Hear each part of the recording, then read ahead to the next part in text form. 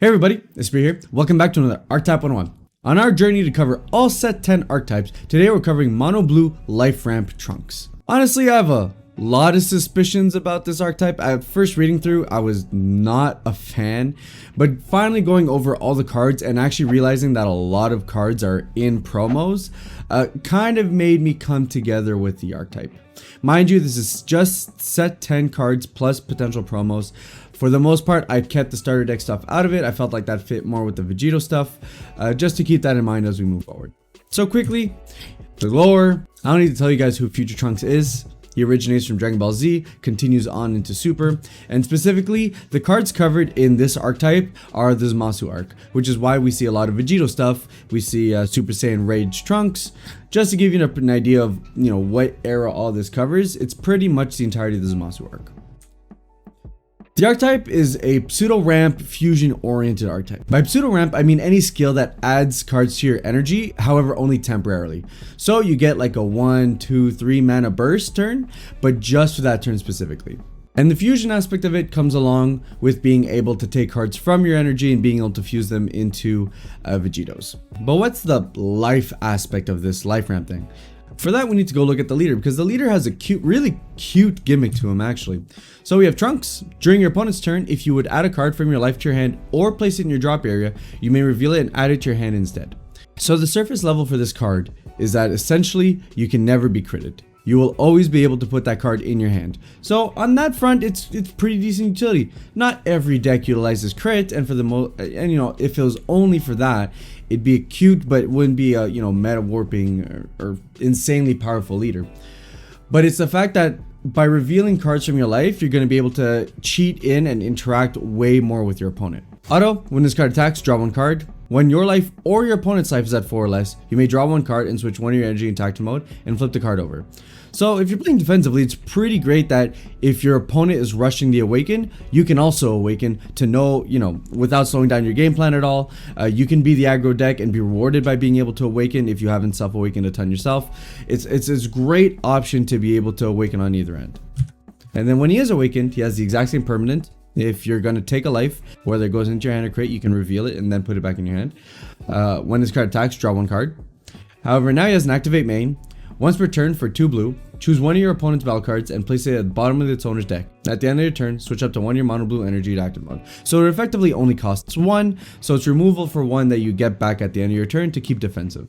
Good versatility. I love removal on the leaders. It's why I love the Ramp Gogeta leader for so long, is because, yeah, even though the archetype was fragile, having that removal on a blue leader that, has some semblance of ramp is always so powerful. So if that's our leader, then what's our end game? And really, there's 2 routes. You could say that the Super Saiyan Trunks card is an ender. It can close out games. As unique, if you have a blue Unison card in play, reduce the energy cost of this card in your hand by 2, effectively making a 2-drop. And then if your leader card is blue, Trunks Future card, at the end of your opponent's turn, draw 1 card. So as long as this card stays on the board and your opponent doesn't interact with it, you're going to keep being able to plus an extra card turn after turn over turn. That's pretty sweet. And it comes at the cost of a 2-drop, which isn't that hard considering the Unisons for this deck, aren't all high specified costs. Additionally, activate battle once per turn for double blue. This card gets 10k power and triple strike. It's activate battle, some of the best timing in this game. It gives triple strike 10k, which means you're dealing with 30k triple strike potentially every turn if you're not dealing with this card. So generally, it's a pretty decent finisher. Granted, it's not probably the best closer for the deck. Here we're looking at the Vegito cards. There's 2 5-drops that we can use. The first one being Inset. He's got Deflect Barrier, Union Patorif with a blue Son Goku and blue Vegeta. Very clean criteria, not too much hassle. That's awesome. And then permanent, if you have 4 more energy, you can choose battle cards in your energy when choosing cards to use this card's union skill from your hand. So if you have a Goku and a Vegeta in your energy, you can use those cards to union into this Vegito, which is really powerful because you can use that energy. It's very efficient in what it can do because that energy can be used and then you can fodder it off to union fusion. On the same note, we have this promo Super Saiyan Vegito. Union Pator again, blue Son Goku and a blue Vegeta. Super basic. Permanent, you can choose battle cards in your energy when choosing cards to use this card's union skill. This one doesn't even have energy requirements on turn 2. Technically, if you really wanted to, you could do this. And then auto, when this card is played, choose up to 2 of your opponent's battle cards and place them at the bottom of the owner's decks in any order. That's great. It's defensive. It's essentially free. It can come out way earlier. It's a, so very versatile card. And why we want a 5-drop Vegito is because we're essentially going to be evolving into this 8-drop Vegito. Super Saiyan Blue Vegito, paralyzing prowess, deflect, triple strike, barrier, deflect, barrier, awesome combination. This card will land on board 95% of the time. EX evolve for 4 blue on a Vegito with an energy cost of 5. Being able to get the 5-drop out for quote-unquote free is really important because of how expensive this EX evolve is. Additionally, it has an auto that says if your leader card is a blue Trunks future, when this card is played or attacks, your opponent chooses 2 cards from their hand and places them at the bottom of their deck in any order. That's really good. So essentially, the turn he comes out, assuming that he's able to attack, you're getting rid of 4 cards from your opponent's hand. He's a 35k with barrier, which means, as much interaction as there is in the game right now, that's still a tough card for a lot of cards to get rid of. Plus, you're in blue. You have some of the best negates in the game in terms of single spot negation because you're able to, untap your energy constantly, which means you're always going to be open to be able to defend it.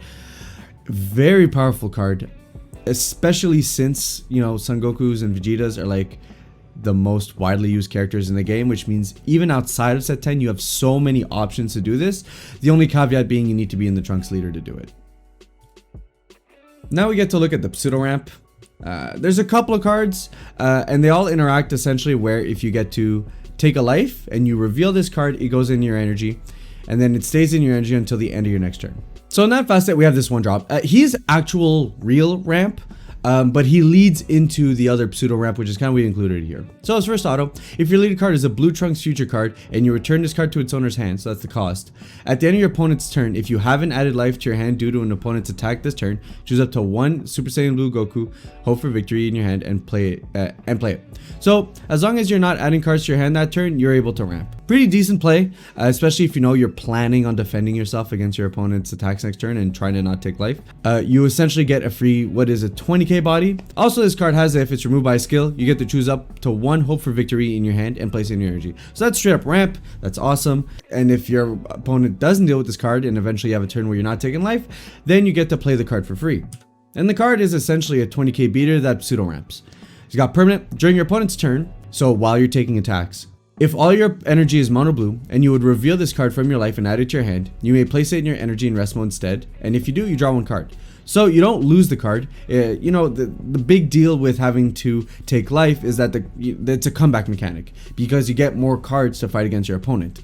Well, here we still get the draw and we also get a ramp.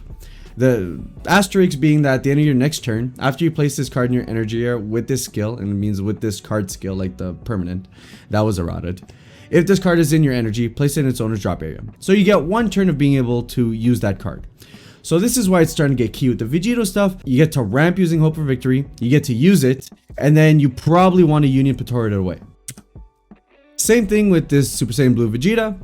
Same kind of permanent. If you were to reveal it when you're going to put it in your hand, instead put it in your energy and draw 1 card. And at the end of your turn, you place this card in your energy, send it back to drop at the end of the turn. So there we see a Goku, a Vegeta, both of which can go into your energy for free, and you're able to ramp and then union them away. Now let's look at some energy manipulation. Not only are we adding cards in and out of our drop, but we're constantly manipulating it, which is kind of fun because it means if you can pop off the energy, you can effectively keep it if you do a good swap.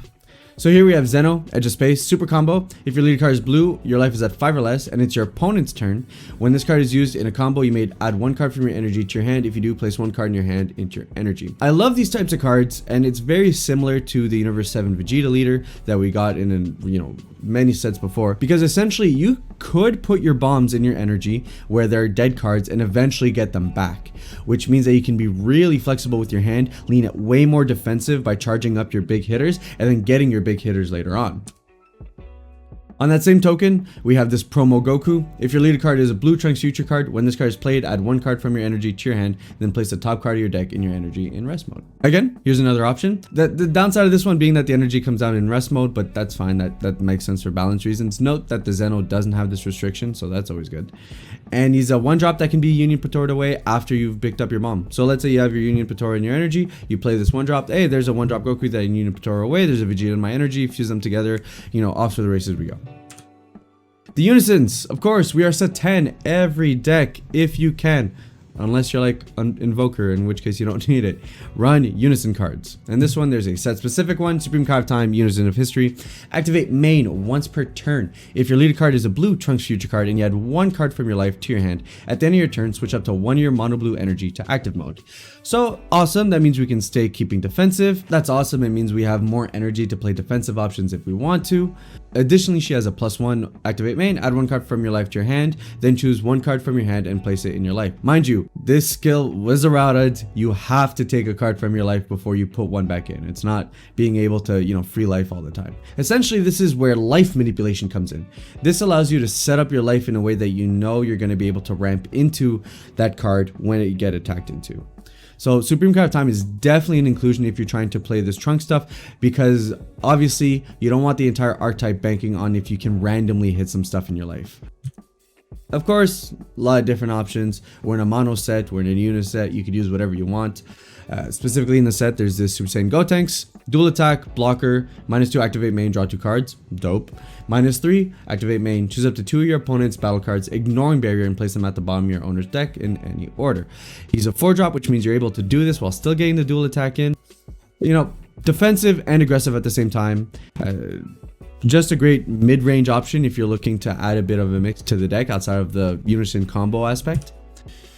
And of course, there's Zeno Cosmic Unison, more pseudo ramp.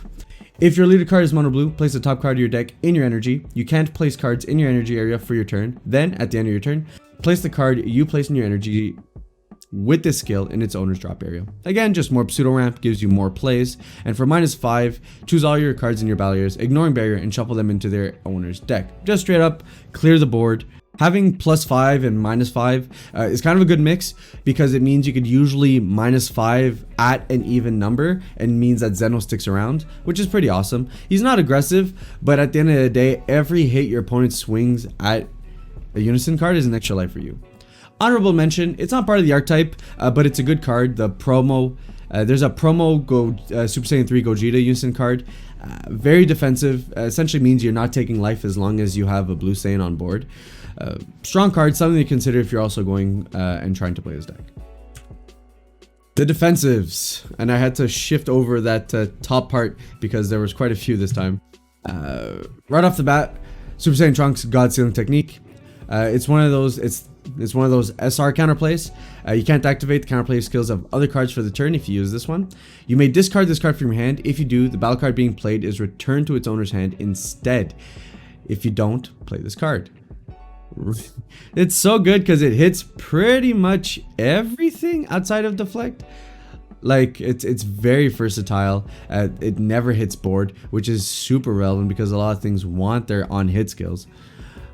However, it does go back to hand, which means, like, let's say your opponent has 6 energy and they're trying to play Rival Seeker. They could just play Rival Seeker twice if you try and do this, and you lock yourself out of counterplays for the rest of the turn. So it's something to consider. Permanent, if you have a blue Unison card with 2 or more markers on it, you can use it for free. And that's really the power of these kinds of cards. This is definitely one of the better ones. I got the chance to play this at locals this week, and it can really be something tough to work around. Vegito, Warrior That Cross Time, unique. Counterattack, negate the attack, and play this card. During your opponent's turn, if your leader card is a Trunks Future, reduce the energy cost of this card in your hand by 2. Really strong. Roshi, negate Roshis have always been really strong in this game. This one has the benefit of being a Vegeta, which means it can be fusioned away. It has the benefit of being a 3-drop, which in itself has its own merits.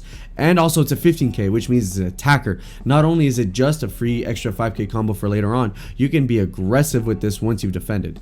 Very key. We've seen these type of cards, however, for 2 drops. Now we get them for 1 drops. Final Hope Slash, counterattack. If your lead card is mono blue, switch up to 1 of your mono blue energy to active mode. Then choose up to 1 of your opponent's battle cards with 15k power or less, ignoring barrier, and return it to its owner's hand. Permanent. If you have a blue Unison card in play, you can activate this card's unique skill from your hand without paying its energy cost. If you don't pay its energy cost, you're netting an extra energy. So good on the defensive. And if not, it's at least free and it's some removal. It's honestly a pretty good card. It's no wonder it's an SR. This, there's an absurd amount of cards like SR/promo wise dedicated to this archetype. And while I don't think this archetype's insane, you can tell that there's been a lot of opportunity cost dedicated to this archetype.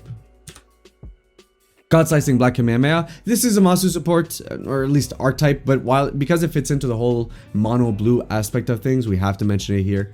Counterplay: if you have a blue Unison card in play, draw 1 card. If the battle card being played has an energy cost of 4 or less, it's played at the bottom of its owner's deck instead of being played. Cost 2. Every color gets one of these similar type effects. If all your energy is mono blue, you can activate this card's counter skill from hand without paying its energy cost by choosing 2 other cards in your hand and discarding them. Having that versatility is always great. While it doesn't come up super often, those little 1 to 2 percentages of versatility are what will sometimes win you those very important games, so it's something to keep in mind. Super Saiyan 2 Trunks, Heroic Prospect, another promo because there's like 5 promos for this archetype. Counter attack: negate the attack, then play this card. Permanent: during your opponent's turn, if you have a blue Unison card play, reduce the energy cost of this card in your hand by 2. Effectively, another 1-drop 15k battle card negate. Auto: when this card is played, your opponent can't attack with battle cards with energy cost greater than their current energy for the turn, unless they choose 2 cards from their hand and place at the bottom of their deck in any order. So it's like a topo for chains and boss monsters. And while not as versatile as topo, because obviously not every deck uses cards that are higher than the energy cost, it covers enough cards that based on the meta, this is definitely the number of cards you're going to want to include. Finally, Trunks, Neverending Justice, another promo card, this one being in the champ pack. 4-drop blocker: during your opponent's turn, if all your energy is mono blue and you would reveal this card from your life, add it to your hand, you may play it instead. So again, another cheat out from life. This one instead being that when it's played, choose up to 2 of your opponent's battle cards, return them to their owner's hand. So let's say your opponent floods the board, he's attacking you, you reveal this one, you're effectively sending him back 2 more attacks and X number of energy. Honestly, probably a must include. It's too good to do this for 0 energy. You get a 15k blocker, which means effectively you're tossing away 3 attacks potentially with this card.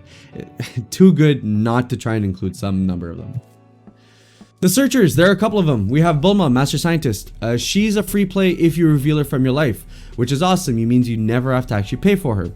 Mind you, these are during your opponent's turn. If you self-crit, you will not. If you self-awaken, you will not be able to use these cards. When this card is played, look at the top 5 cards from your top of your deck, add up to 1 Blue Son Goku, Vegito, or Trunks Future card among them to your hand, and then shuffle your deck. It's a free Searcher, and it's a free 5k combo. Never gonna complain about that one. Then we have Mai, Bulwark of the Future. Mai always ends up being a Searcher card. When you play this card, look at the top 5 cards of your deck, add up to 1 Unison card, so here's our Unison Searcher, with a specified cost of 2 or 1 Blue Trunks Future card among them, and add it to your hand, and shuffle your deck. So be careful, this one really only pulls, I believe, Zeno and Supreme Kai of Time. The other blue Unisons do not fall into this category, but it also gets a Trunks Future. And that's essentially it. You're effectively using your life to ramp and play cards for free and allow yourself to be more defensive. You also could never be critted, which is, has its niche uses, but some decks that really focus on crit are gonna find that really annoying.